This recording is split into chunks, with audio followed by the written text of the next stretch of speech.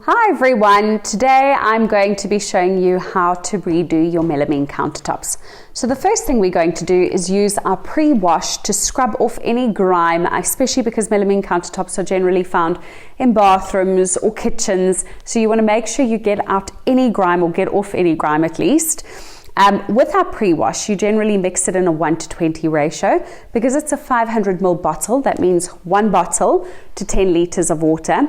It is an eco-friendly product and just the most amazing product. I actually use it on my kitchen tops. I use it on my floors, everywhere in my home. But as you can see, I'm not measuring here or using the ratio. The nice thing about this product is if you see there's quite a lot of grime, you can actually pour it on directly or mix it in a stronger ratio. But if you are going to use the bottle, then you can stick to the ratio should you wish to do so.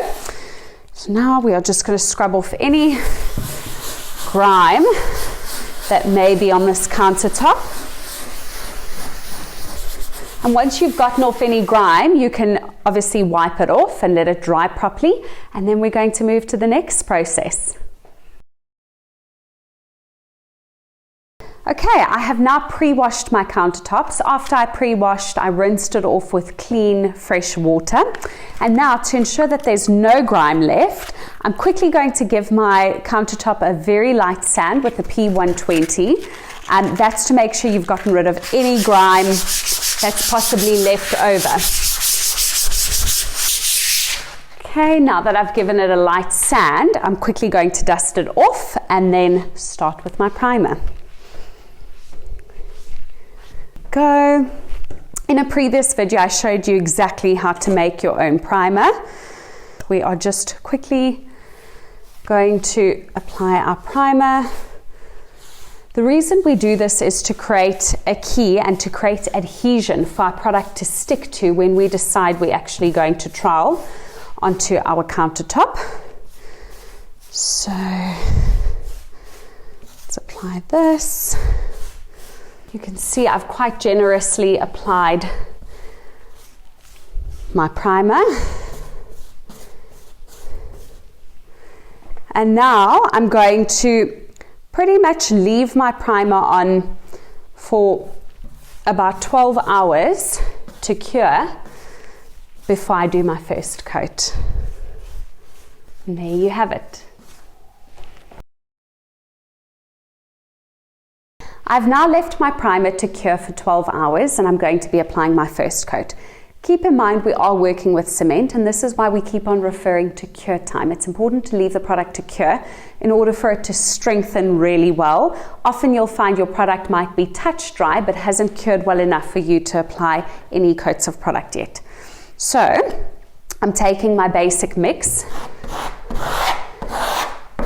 and I'm going to apply one very thin coat. Again, we're working with cement. We want to create a beautiful movement as that is part and parcel of the purpose of this product.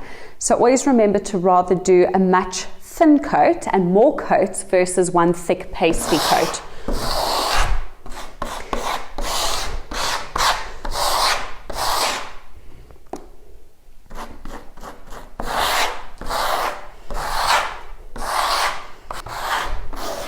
Another thing I'd like to note is you can actually see that I've taped up over here.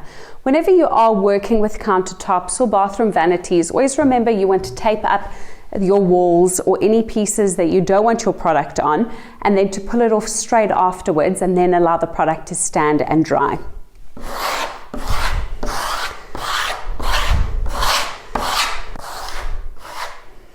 I'm actually going to remove some of the product off of my trowel, and again that's because we want to pull our product through, not only to stretch it further but because we'd prefer more dry or more thin coats that dry quite quickly and that you can create beautiful movement with versus a thick pasty coat.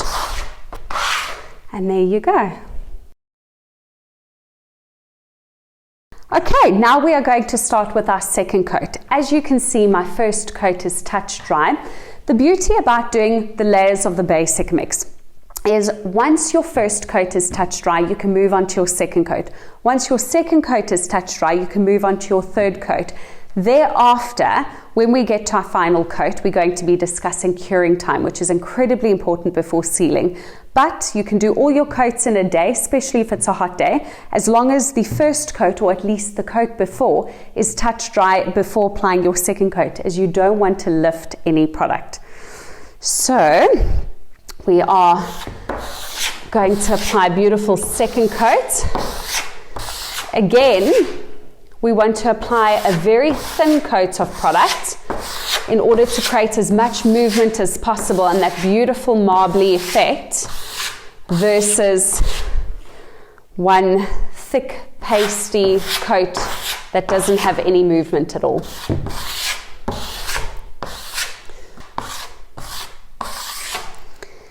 And as you can see, as I'm troweling, I'm not pulling it in one direction. I keep on pulling my trowel very much in small windscreen wiper movements, and then cross-hatching, in other words, bringing it from different angles, as this creates more movement.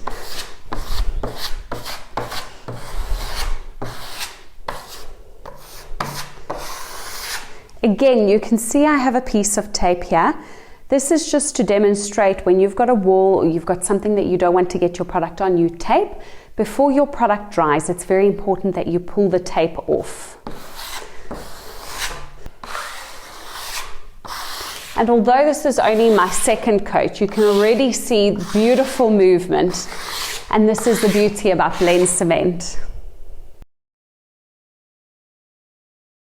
My second coat is now touch dry, so I'm going to be applying my third coat of product to my tops with melamine countertops and often like shower tiles and tiles in a kitchen area. It's actually always better to apply 3 coats of product, 3 thin coats of product. That gives you better coverage and also gives you that beautiful movement that you are wanting to achieve.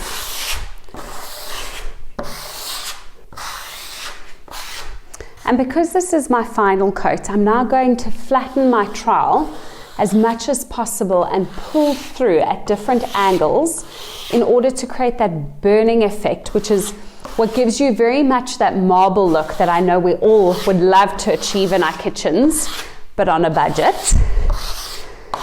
So you pull through and cross hatch as much as possible.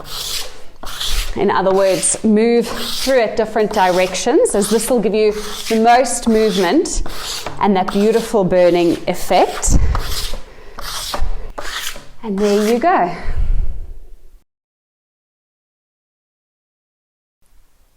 A lot of you might be wondering how to smoothen off your edges. So I'm going to show you a little trick that makes life a lot easier. So you can either use your trowel or you can use a paintbrush to put some product onto your edges, like this. And you know, a lot of you might choose to do your edges first, and I would actually recommend it, as it does make it a lot easier if you can smoothen off and finish off your edges and then start with your tops. And again, if you want, you can use a trowel. If you find it easier to paint this on, that's also fine. So just paste your product onto your edge. And then we are going to take Glad Wrap. Now I'm almost 100% certain that pretty much everyone, even a bachelor, will have Glad Wrap somewhere in their kitchen. So you are just going to take a piece of that and pull your product beautifully and smoothen it out and your edges along your top, like this. And there you have it. I have now left all 3 of my coats to cure for 48 hours. The reason we leave it to cure for 48 hours is because it is cement. So we want it to strengthen and harden as much as possible. And now it's ready for sealing. So today I'm going to be using Extreme Seal. The reason I've chosen Extreme Seal is because these are melamine countertops that are in a kitchen. So you're going to have a lot of grease, oil. You're going to be messing juice, coffee, tea, food on your tops, and you want that to be able to clean off easily, but also to have it not stain. So, Extreme Seal, what you would typically do with this product is apply it with a mohair roller and then cut with your Blondie brush. Both of these you can get at any builder's hardware store. But for demonstration purposes today, I'm going to be using a Blondie brush and actually painting it on. Another thing to remember when you do go and get your paintbrush is that you want to choose a paintbrush and a mohair roller that's natural in tone. So a white mohair roller, natural head or natural colored Blondie brush. The reason being is when you apply your sealer, if you use a paintbrush that has a red or a black bristle, it could pull through some of that color onto your tops and actually ruin all your hard work. As you can see, I am simply painting this on. If this were a wall or a large surface area, you would cut and then use your mohair roller to roll it out and apply it beautifully and smoothly onto your surface. Extreme Seal is also perfect for water prevalent areas. So should you choose to redo your whole bathroom and go over those old-fashioned towels that we all love to change or would love to change but might not want to break out, you would also apply your Extreme Seal inside your shower, as it is a waterproof sealer. Push this out evenly. The nice thing about this sealer as well is it's got a very milky tone, so you can quickly see and pick up where you possibly haven't rolled out and smoothed out enough. You'll also then be able to see, you know, little drip marks and stuff that you can quickly touch up and smoothen out.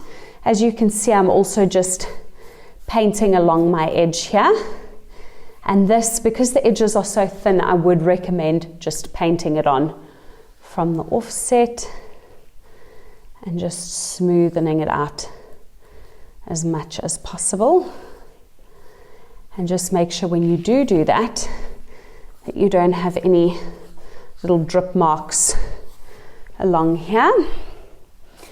And then the last but most important thing to remember about Extreme Seal is you need to leave the sealer on any surface for at least 5 days to cure and harden as much as possible. This is going to give you the best finish, but also ensure that your tops last for as long as they possibly can, or your feature walls last for as long as they possibly can.